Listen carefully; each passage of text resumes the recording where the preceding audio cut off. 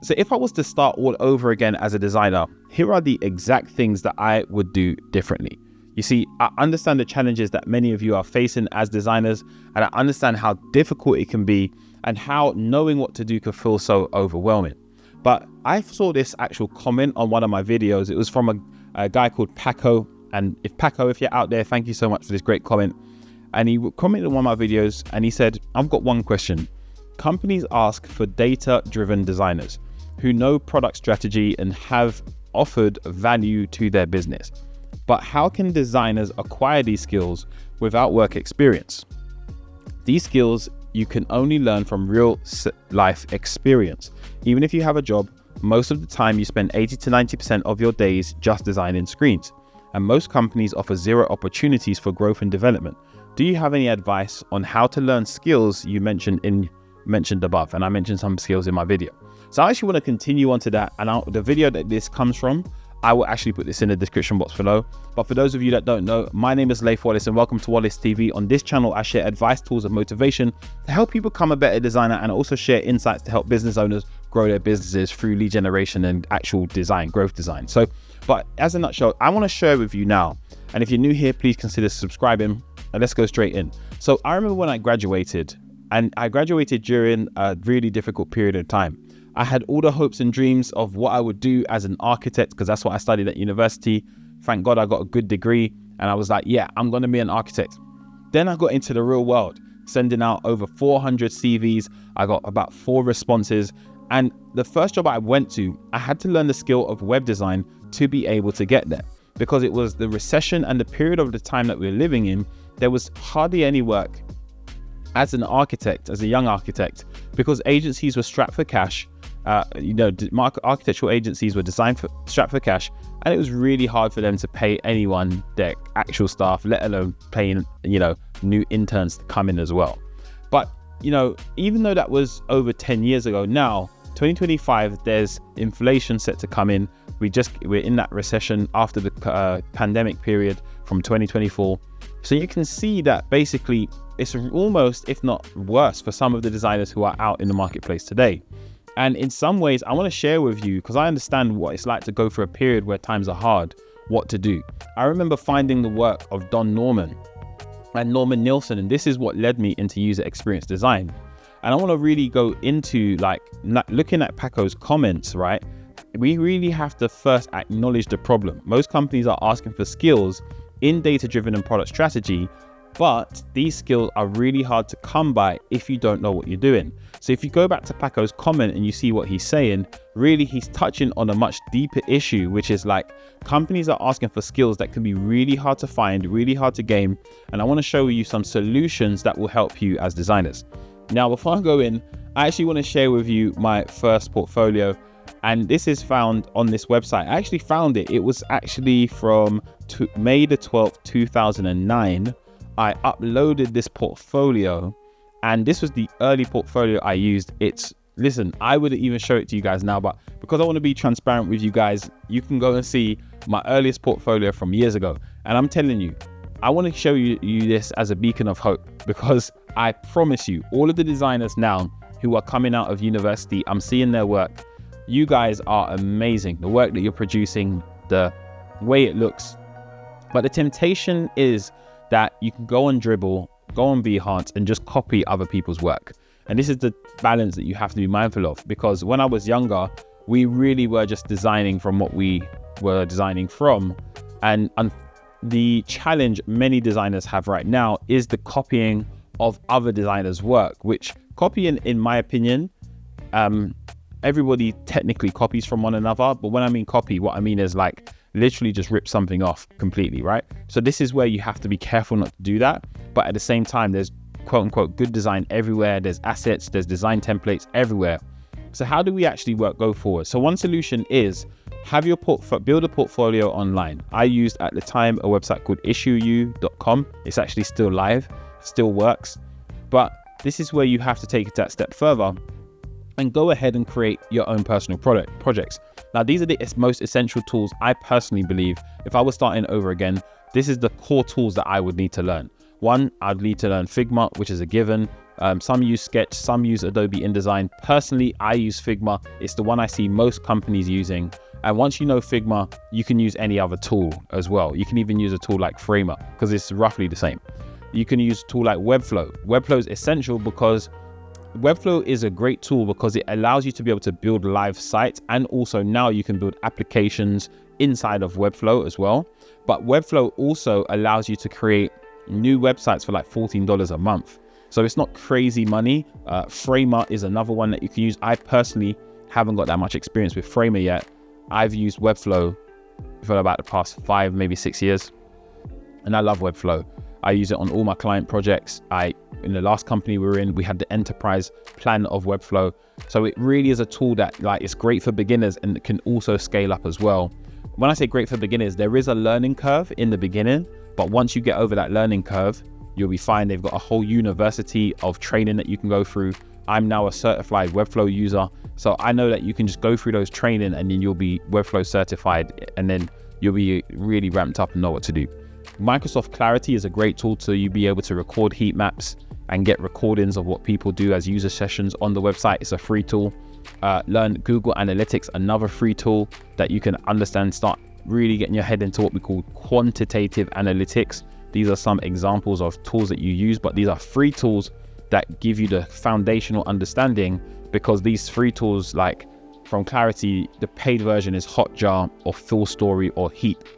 Google Analytics, same thing, Heap, Hotjar, Full Story, Amplitude. Those paid versions you don't need, but once you know Clarity, once you know Google Analytics, that gives you the basic quantitative tools to learn. And then I would add to that Looker Studio, which is just another data analytics platform, but don't worry about that for now. Focus on these, create personal projects, and this is how you do it. Go to 3 to 5 people minimum, speak to friends and family, local shops, redesign big brands, and see how you can make them better. You see, what you're trying to do is, I would start with your closest network, reach out to the friends and family that you know, and then see if you can take any existing ideas or projects that they have and then start building out those from scratch. Start with your core network and take it from there. Now, I will share with you something else soon, but the key thing here is numbers, volume. Focus on volume, not perfection. I got this from Alex Hormozy. So this is where, this is something that I believe is so true. Where I say go to 3 to 5 people, that means speak to 300, speak to 200, speak to 100 minimum. And of that 100, you should be able to find 3 to 5 projects that you can now have in your portfolio. And this will now give you the basics in a portfolio, because as a designer, you want a strong portfolio.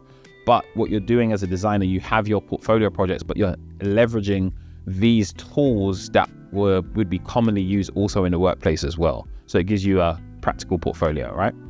Just check out this. This is by Ran Segal from Flux Academy. I like what he says here, and I want to share it with you now. Here's what I would do today. If I would start from scratch as a freelance designer, 0 contacts, 0 clients, I would follow the money, actually. I would find the people who are connected to money. So either they're working with companies that have big budgets, or they already are rich people and doing interesting stuff. And I would try to help them out for free. I would just try to be helpful to them so that they would build trust on me. Whether or not they would end up as paying clients, if I build trust to them, if I manage to provide value to them, then probably they have other people connected to money and they're going to recommend me. This is a little bit of a more long-term approach. This is not how to find clients tomorrow, but this is what I would do, because long-term, I want to work with interesting people who have budgets to pay. Yeah, I like that. So he's given a more long-term strategy here. My kind of in the short term, reach out to those, 3 to 5 people in your network. Make sure they know what you do and start to build your portfolio from your network. But fundamentally, this is really that long term. Who's got money? Who do I know that knows someone that's got money? And how can I work with them for free and provide upfront value? And even if you don't know something, say yes to something. Be honest that you might not need to know, that you might not know. Say yes and say, you know what? I want to try. I don't know. I want to try. Do you mind if I can try it on yours? You don't have to pay me. I'm just doing it for the experience, but I'd love a written testimonial. I'd love a video testimonial from you of the work that I've done. Those are gold. People would trust more the statistics about something versus an actual client case study where they're giving you real feedback based upon what you have done. right? So that's like gold, that's valuable to you. So learn sales and the skill of sales, because this will help you to understand how to sell the outcome. So there's a specific book that I want to share with you, and it's a book by Robert Cialdini. It's called Persuasion. Robert Cialdini's Persuasion. If possible, try and get this book. It's a powerful book that helps you understand the art of persuasion, understanding how to sell. There's like 6 key points he gives you in here about persuasion, which is really powerful. Now, the key thing here is that understanding that value first is the main driver of any money that you want to give. So if anyone's going to pay for something, just remember that what they're paying for, the value of what you're providing has to be way more than what you're charging for. A great example of this is like Netflix versus Amazon Prime. If I go to Netflix, I pay $10.99. If I go to Amazon Prime, I'm paying $7.99 per month, £79 for the year. Netflix, $10.99. Amazon Prime, but with Amazon Prime you get unlimited music, you get access to books, you get access to Amazon's suite of products faster to your home, and you get Amazon's video content. So all of that, this is what we call value. Then we say, oh, you get all of this for $7.99, or you get just the video content for $10.99, although Netflix video content is slightly better depending upon what you like, but it's £10, £9 to £10 or £9 to £12 versus £7, you get all of this. This is what we call value versus price. Make sure the value of what you're providing is bigger than the price that you're charging. I've got a whole nother video about offers, and we'll get there soon. Offer something free or low cost initially. There's nothing wrong with working for free, but what you're doing is you're working for a case study. So you're giving up your time, and in return, they are giving you a case study. They're giving you they're giving you a video feedback based upon what you have done. So you're not working for free, because those initial case studies are so valuable to get you future clients as freelancer, or even to get you into a job if you're going for a full-time job, but you got real feedback from how you've worked for someone, real projects of how you've worked for someone as well. So this is what I would do if I was starting over again. Go really hard at getting these case studies, because they're gold for you when you go forward. All right. The next thing I would suggest, and something I learned very early on in my career, is that when I was struggling to get contracts about 8 years ago, 7-8 years ago, maybe even more, but let's say about 8 years ago, thereabouts, I realized that I wasn't getting in the door. I had a few projects under my belt. I'd still worked for companies like British Airways and Nestle and a few others, but it was getting to a point where it's quite difficult for me to get into the door for some reason. So I created this YouTube channel to just discuss, like, all right, let me share what I think about design. Let me share what I know about design.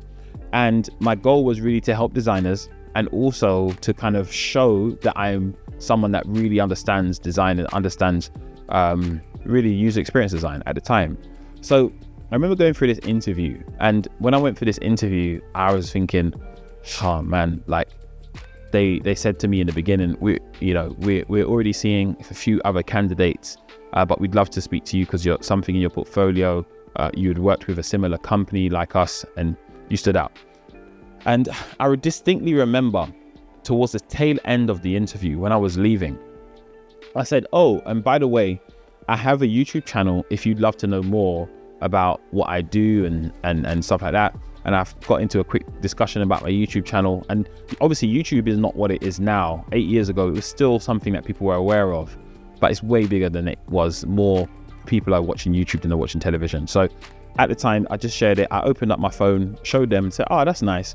Send me a link, sent it to the guy who was there. Do you know, because of my YouTube channel, that helped me get the job? And the only reason why I know, because the recruiter called me afterwards and said, oh, that's the guy with the YouTube channel. They almost couldn't remember my name, but were like, the guy with the YouTube channel. So I'm not saying that you have to create a YouTube channel, but in my personal experience, it's been one of the massive USPs to help personally build brand, and also be a tool to help just showcase that you have some form of authority, or that you know what you're talking about as well. So yeah, that's my short kind of story about documenting everything, build authority, leverage YouTube. I personally have nothing bad to say about it. The next thing is really freelancing and internships. If you can find internships, there's a lot of government-based internships that you can go into. So getting an internship is a powerful way to even bypass university via apprenticeships, I should say, but an internship is fantastic. freelancing tools. You can find, on your LinkedIn profile, you have to make sure you optimize your LinkedIn, by the way. I don't need to go through that. There's so many hundreds of videos on YouTube about how to optimize a LinkedIn profile, so please just watch those. But on LinkedIn, click on jobs at the top and type in what you want, and there's loads of freelancing roles that will be there via LinkedIn. So make sure you're doing a minimum of like 5, 10, up to 100 or so, however many you need to do per day. All right. Upwork, Freelancer, Top Tool, like all of these sites are great tools to be able to find freelancing opportunities as a designer.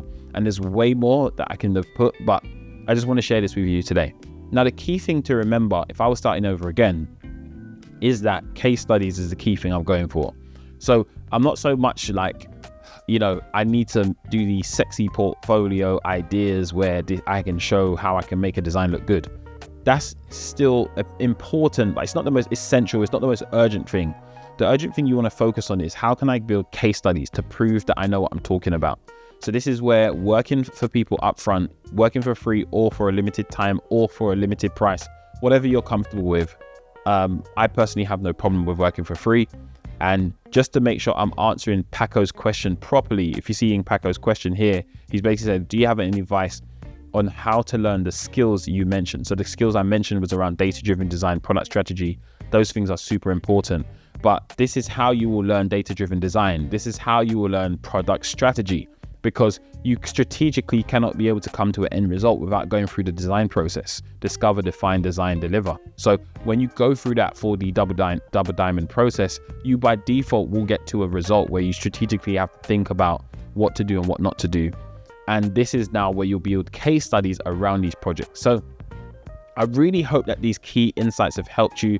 I can see that when I actually commented to Paco on these things, he responded, wow, thank you very much for the time taken to explain this in such a detailed way. This type of content and support from your side is priceless. I wanted to take it a step further, Paco, not just write something to you. I also want to give you this YouTube video. And I hope that it helps so many other designers as well, because I know how hard it can be when it comes onto trying to find work. And I've been there where I've not found anything, and it can feel deflating, and it can feel like, man, why am I even going to be doing this? And I want to just be honest with you and say, look, you're going to go through ebbs and flows in your career. Even as you grow in your career, you might even find times, even as a more experienced designer, and I've been there myself, and I'm still there at times where it can be hard to find work or not find work. And this is where I want to say that you want to just keep going, keep pressing on, because I've been here before where you've not had the work coming in, and then you always find a way to get through simply because you're diligent, you're reaching out to that hundreds or so people, or 50 or so people, or 5 or so people a day.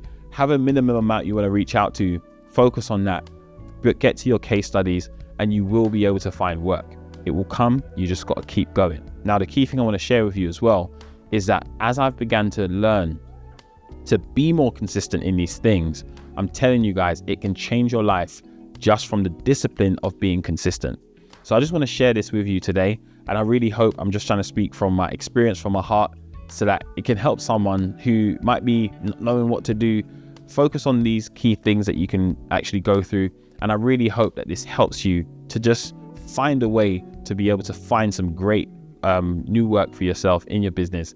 Or if you're a designer trying to find work, you will be able to, from a freelance standpoint, find work. And then also, if you're going into full-time or a contract, you'll be able to find something as well. So my question of today is, what's the number one thing that you're going to focus on from what I've shared today? The number one thing that you're going to focus on from what I've shared today, please let me know in the comments below. And I'm really hoping that it gives you everything you need to be able to find the work or find the freelancing work that you need to be able to help yourself and to grow as a designer as well. For those of you who are new here, please consider subscribing, because it really helps my channel, and give me a like on that video to tell me that you like this type of content.